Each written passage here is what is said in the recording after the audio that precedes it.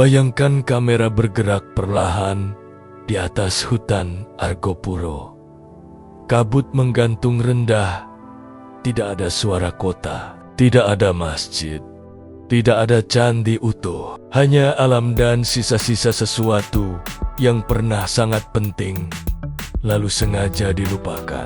Inilah Gunung Argopuro, dan di jantungnya tersembunyi sebuah nama yang terus hidup dalam bisik masyarakat sekitar. Rengganis. Tidak ada prasasti utuh yang menjelaskan siapa Rengganis. Tidak ada kronik resmi Majapahit yang menuliskannya secara terang. Tapi justru disitulah kecurigaannya bermula. Dalam sejarah Jawa, yang hilang seringkali lebih jujur daripada yang dicatat. Kamera menuruni jalur tua menuju danau Taman Hidup.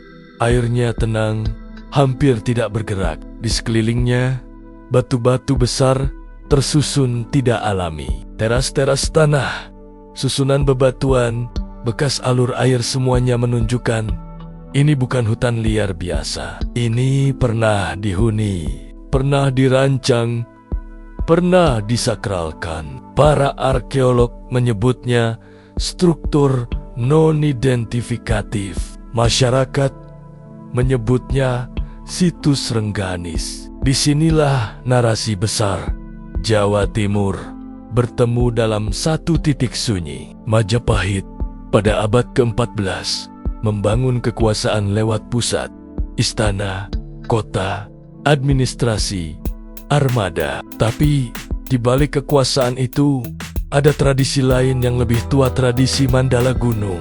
Raja tidak hanya berkuasa di kota, ia juga harus hilang ke gunung, menyepi, bertapa, mengosongkan diri. Disitulah legitimasi spiritual diperbarui. Argopuro dengan ketinggian, keterpencilan, dan sumber airnya adalah gunung yang sempurna untuk itu.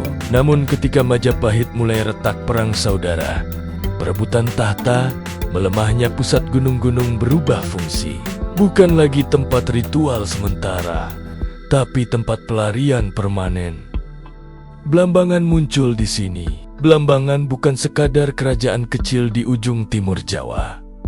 Ia adalah perlawanan terakhir kosmologi lama. Saat pusat Majapahit runtuh dan Islam mulai masuk melalui pesisir Gresik, Tuban, Surabaya, Blambangan bertahan dengan identitas Hindu Siwa yang keras. Dan Argopuro berada tepat di belakang wilayah Blambangan, seperti benteng alam, seperti ruang cadangan sejarah. Situs Rengganis, menurut banyak dugaan, bukan istana megah. Ia terlalu sunyi untuk itu, tapi ia juga terlalu terstruktur untuk sekadar padepokan biasa. Yang masuk akal, kompleks elit spiritual bangsawan, tempat tokoh penting Blambangan, mungkin perempuan bangsawan, mungkin figur simbolik menarik diri dari dunia yang sedang berubah. Nama Rengganis sendiri menarik. Dalam sastra Jawa dan Bali, Rengganis sering muncul sebagai putri,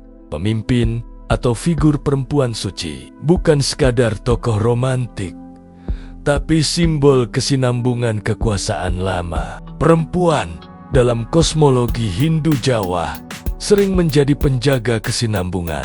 Saat laki-laki gugur di medan politik, perempuan menjaga api spiritualnya. Maka Rengganis bisa dibaca bukan hanya sebagai individu, tapi institusi yang dipersonifikasikan. Kamera menyusuri rawa embik, tanah basah, jejak-jejak batu membentuk jalur. Ini bukan jalan pendaki modern. Ini jalur lama, jalur ritual, jalur yang tidak perlu cepat, tapi harus benar. Sementara itu, di pesisir, Islam datang dengan wajah yang berbeda. Bukan pedang terlebih dahulu, tapi jaringan dagang, pernikahan, dan pesantren awal. Sunan-sunan muncul sebagai mediator, bukan penakluk terbuka. Tapi bagi Blambangan, Islam tetap dibaca sebagai akhir dunia lama. Disinilah konflik ideologis itu terasa nyata. Majapahit sudah runtuh, Blambangan bertahan. Islam bergerak perlahan, tapi pasti. Gunung menjadi satu-satunya tempat yang tidak bisa ditaklukkan dengan kapal atau dakwah pasar. Argopuro menjadi semacam arsip hidup yang ditinggalkan. Tidak dihancurkan, tidak pula dirayakan. Dibiarkan tenggelam oleh hutan dan waktu. Itu sebabnya hingga hari ini tidak ada candi besar di Argopuro. Tidak ada arca utuh. Yang ada hanya sisa, seolah penghuninya sengaja tidak ingin dikenang secara terang. Mereka memilih hilang, bukan kalah. Legenda-legenda tentang Rengganis, tentang putri yang moksa, tentang kerajaan gaib bisa dibaca bukan sebagai dongeng, tapi sebagai cara masyarakat menyimpan sejarah yang tidak boleh ditulis. Sejarah yang terlalu sensitif secara politik dan agama. Islam akhirnya menang di Jawa. Blambangan runtuh pada abad ke-18. Tapi Argopuro tidak pernah benar-benar ditaklukkan. Ia tidak menjadi pusat Islam, tidak pula menjadi pusat Hindu lagi. Ia menjadi sunyi. Dan dalam kesunyian itu, situs Rengganis tetap ada setengah hancur, setengah hidup. Kamera terakhir berhenti di permukaan danau. Refleksi langit. Tidak ada narasi bombastis, hanya satu kalimat pelan. Tidak semua kerajaan runtuh dengan perang. Sebagian memilih menghilang agar tidak perlu menyerah.